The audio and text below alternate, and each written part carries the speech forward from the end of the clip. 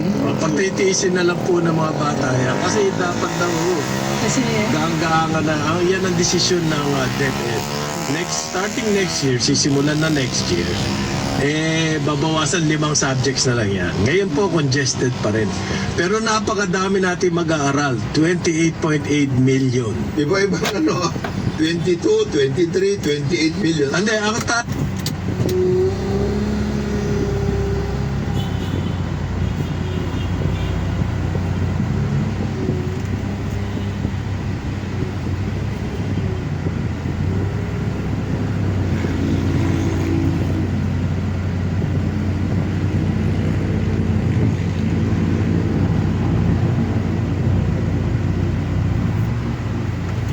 School age. Yun ang ibig na sabihin. dapat Na dapat nasa eskwela. hindi po nag-drop out sa high school, hindi ang assumption niya tutuloy-tuloyin niya hanggang high school. Tapos Kasi mataas ang ating dropout rate sa high school. Sa grade school nga, mataas pa rin Mataas na yun. sa atin. Mataas na yun. Actually, pataas ng mataas eh. Ang dropout. From elementary to secondary and then to... that's alarming. Yeah, it is very alarming. Malaki ang ating Malaki ang dropout dropout rate. rate. Yun ang kailangan ma-solve natin. So, maaring dala yan ng function niya ng income. Economy. Habang mababa income, Tumulong pa na lang. Tulong ka na lang sa bukid. ano, nilisan nga, ibukid. Tumulong magpulot ng basura, mga ganun. Sana kung sa bukid tumulong, maayos-ayos pa yun dahil kakain at kakain. Tumulong ka na lang kapag rugby dyan. Kasi nasa rugby kayo. Ano yung rugby? Yung mga rugby boys sa kalye, Meron. Si Hot Boys. kasi yun ang kanilang pagtakip sa wala sa ginagawa. Ang problema ho, habang busy tayo sa opening ng classes, inuupakan yung ating education secretary. Yan. Iba naman iniisip na Iba yun. Si Franz. Castro. Na naman. Tinatanong po, bakit daw gumastos 125 million In 9 days. in 9 days, 19 days, 19. Kailan naman itong 19 days na? noong December 2022. May timeline siya. 225 million daw ang ginastos ni Vice President Sara. Yeah. So, Na-release daw yun. Paano niya nalaman na-release siya? hindi. Tsaka alam niya ba kung para saan? Yun na, until we know what it's for, hindi pa rin siya Yan po 125 sa ngayon, today's standard, payat yan. Pero kung gusto mong gumawa ng ingay, enough figure yan, 125 million Ano to make yung noises. party list ni Kong Frank? Ayan. Ano ba yung sabihin na app? Yung ang pictures, yan yung ginagawa si... Pero deputy minority leader yan. Yes. Yung ano ko is, remember din back siya? Ganon din sila nagpa-release eh. Well, mas malala yun kasi nag-release sila New Year's Eve. Walang pasok for Dingvaksha. Ito, on time ito. Within the period. So, ako, suspecha ko dyan, is that nag-realign. Kasi maraming hindi nagastos, you realign for needed services and other things that need to be bought. Meron naman talaga. Pagka may, imbis na i-declare mo na savings, i-realign mo. I think it was properly explained. Gano'n naman So, parati pag gano'n. Hindi ba lahat ng agencies may gano'n? Towards the end of the year. Kung nila, kung tuloy-tuloyan nila yan, baka maging Willie Gonzales sila. Bakit? Paano? Kasi from the... Magkakasa ng baril ng gitara. Nagkasa. ng gitara. Akala mo totoo. Yung pala, hindi na siya pulis. Nalaman pa na meron siyang mga unlicensed firearms. Dismissed pa siya. Hindi kanya na mangyari. Ayan. Wait for the explanation kasi start is Kaya nga, instead of unahin niyo yung coming out. Kailangan daw po, sabi nitong congressman na to, yang si Sara, magbigay ng detailed public accounting kung paano ginastos siyang 125 million. she asks that of all government agencies, ha? Pero pagka DepEd At na. kasi daw, maaaring siya ay mapatanggal sa kanyang posisyon. Oy, talaga? At disqualified na siya from public office ever. Dahil sa misuse of public funds. Grabe naman ito. Ang layo ng Grabe, hindi pa niya alam kung anong kung saan ginastos, humihirit na ng Ang layo gano'n. naman ito. Ang layo ng tinahak, 2028 ha? operation, ha? Hindi. Ang gaganyan. So, unang kinwestiyon niya yung OVP. Ngayon, kini-question niya yung DepEd. Hindi, OVP pa rin to. Ah, 2028 na yan. Ang sagot po ng Office of the Vice President, okay, sabi ni Duterte, that her office had used 125 million without congressional authorization. Sabi niya, you don't deserve an answer kasi ang premise mo, right away, oo. How do you know when you're demanding me to explain, you don't deserve an answer kasi wala ka sa hugis. Kumbaga. Hindi, nag-akusa na siya kagad eh.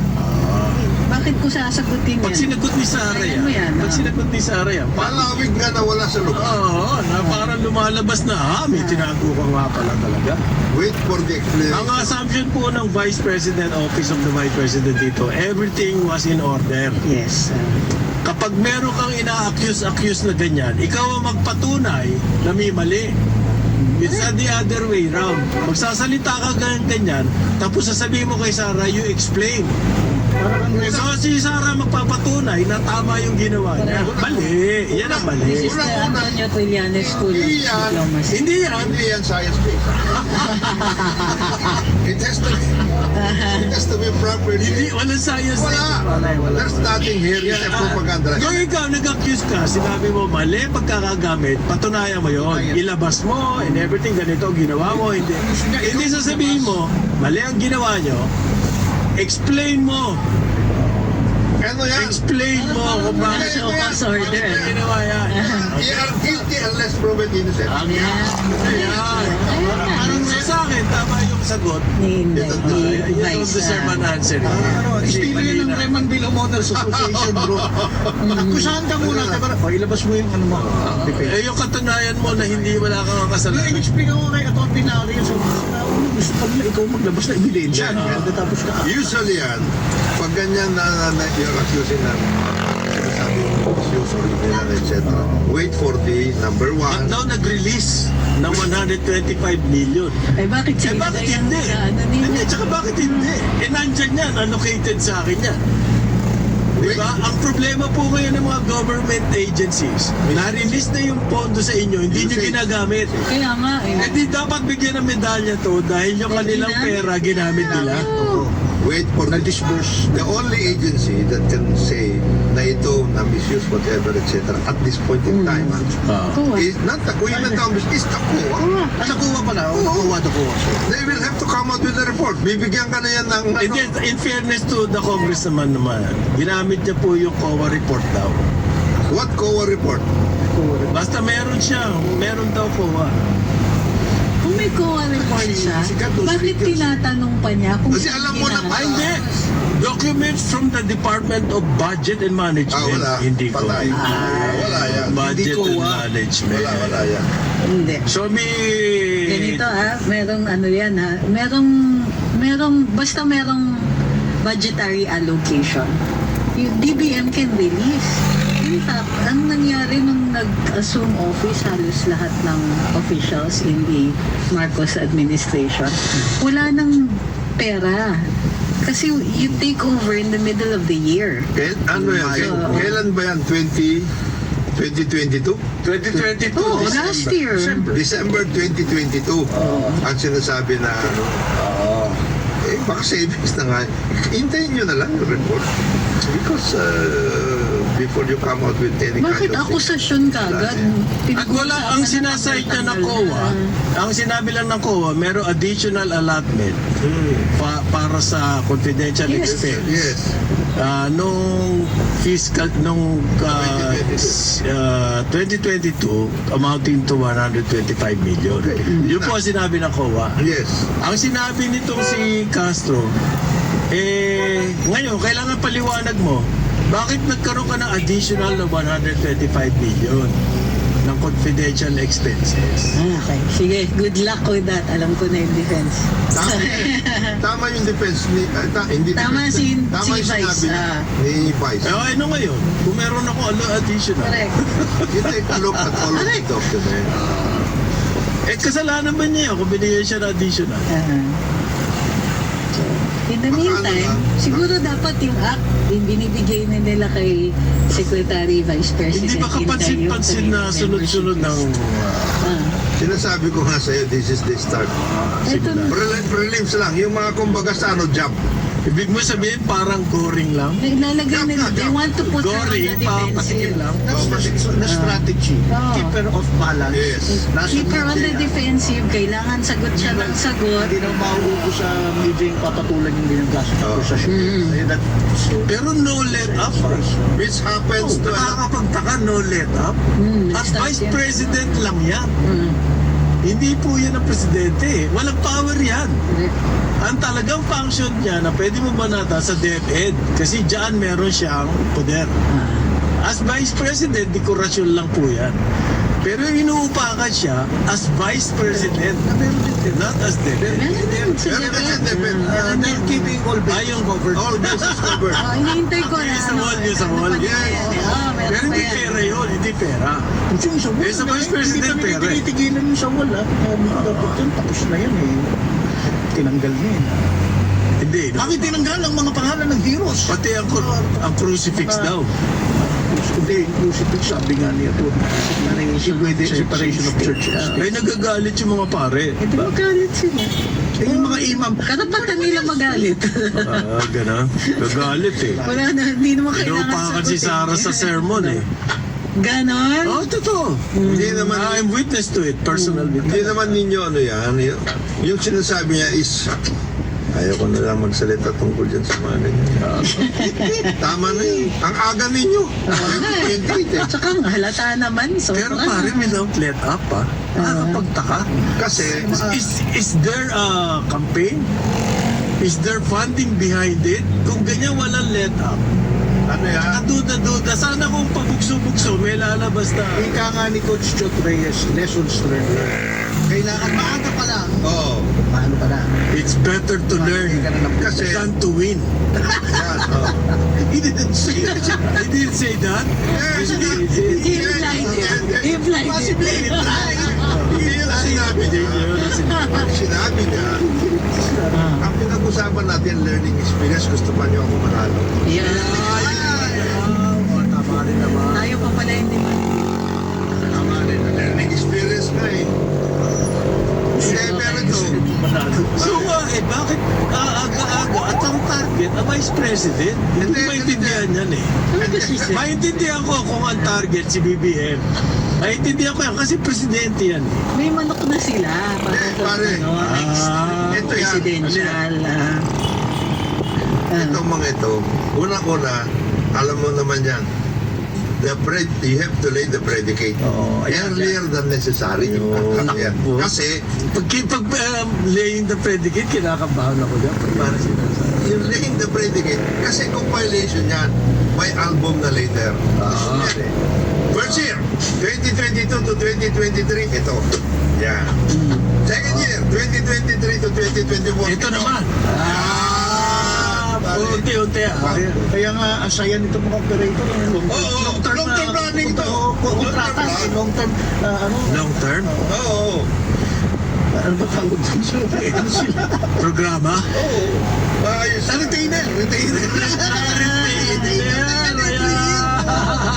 Tapos Tapos siyempre, may produce mo yung PowerPoint. Ano na-produce na pag Yes. na-produce nyo. At saka strategy. Strategy yata yan eh. At saka ano yan, May retainer na yan. tinitingnan din nila, ako lang tinitingnan din nila kung paano mag-responsibility. Oo. Kung matataranta. Kung saan siya pwede, Kinitin. is there a king? Is there a king in her armor? Armor. Pwede. Pare, King mo. hira yan. Ganyan yan. Clothing for weaknesses. Kasi yung record dito sa Davao, Iba. nananampal eh. Iba to. Dahil Iba to. sheriff. Iba to. Hindi siya nanampal. Ala. Sinuntok niya. Hindi sa pal. Magkaiba yung suntok sa sampal. Pagka-weak. Ano, small time sa pal? Sampal? Open palm? That, alam naman natin that incident actually Happened. It a happened. hell of a lot to that persona. Na, Iba siya. Iba siya. Gravitas sa tumulang. Hanggang ngayon, ang dami kong kilala. Kaya tinitignan siya. Kung saan siya pwede. sinusubok-subukan. Subok-subukan. Gusto nilang gusto nilang inisin. Meron lang ako kay kwento isang persona, hindi ko na mapagin yung isang mayor, actually mayora kahit panahon ng pandemic. For some, just a brief second kasi, nung binibidyo siya, nung binibidyo siya ng PRP, nag-aantay siya ng action! Doon siya pakuha. Takunan yun! Na nagbibigay ng ayuda. Pero mali ka agad hanggang ngayon, natatandaan ng tao yan. Yan, meron siya eh. Ikaw naman. Kilala ko yan. Ikaw naman. I mean, hindi naman siguro sadya, pero dapat sana yung director mahina. Dapat Kinuha nila it should have been- secretary. Yung mga biyabiyahe po, starting Sunday. Okay. Starting Sunday, September 3. Sunday ba yan? September 3? Okay, simula na po yung bagong guidelines ng Interagency Council Against Trafficking. Yung revised guidelines po, okay? Departure protocols po, magbabago na starting September 3. Okay. Kung kayo po ay halimbawa, bababiyahe, ang basic travel documents starting September 3 po. Siyempre, passport. Dati na yan. Valid for 6 months from date of departure. Valid visa. Dati na yan. Boarding pass. Tinitingnan po yan sa immigration. At saka confirmed return or round trip ticket. When necessary, kailangan nyo po i-produce yan. Okay. Patang na-anticipate kung may kaaway ako sa BIDs ka. Paano yan? Kailangan dala-dala mo yan. Okay, kailangan po dala-dala nyo yan, ano? Ito. Ngayon, for tourists, yung aside from the confirmed return or round trip ticket kung turista kayo, proof of hotel booking, financial capacity, or source of income. Depende po sa inyong purpose of travel. Sa turista pa lang to, ha? Wala pa po dito yung turista pa lang yan. Proof of employment na kayo po ay employed dito sa Pilipinas. Ngayon, kung kayo po ay, yan po ay self-funded. Paano kung self-employed? No, May problema ka. pag self-employed ka, self-funded. Self-funded nga. Yan po, You're self-funded. employed for the love of it. Pwede. Paano kaya explication sa atin? Financial capacity, proof of hotel booking, confirmed round trip ticket, at saka proof of employment. Yan po ang mga kailangan nyo sa turista na self-funded. Ngayon, kung turista kayo, halimbawa, pininance kayo ng Sponsored anak na. nyo sa labas. Bukod doon sa mga yon, kailangan nyo pa po ng original PSA birth certificate. Anak mo. Oo mo. Imo, original. Marriage certificate or marriage certificate.